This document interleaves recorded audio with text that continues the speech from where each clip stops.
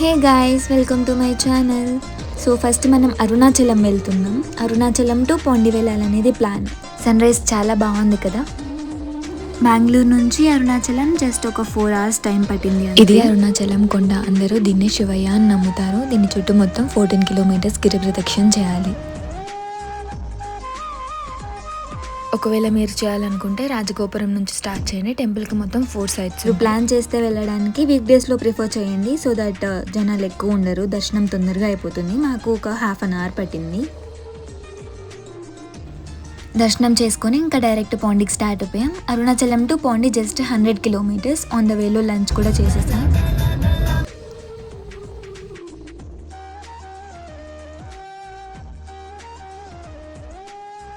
Pondicherry reach అయ్యాక మనం book చేసుకున్న ఎయిర్బిఎన్బికి వెళ్ళాం.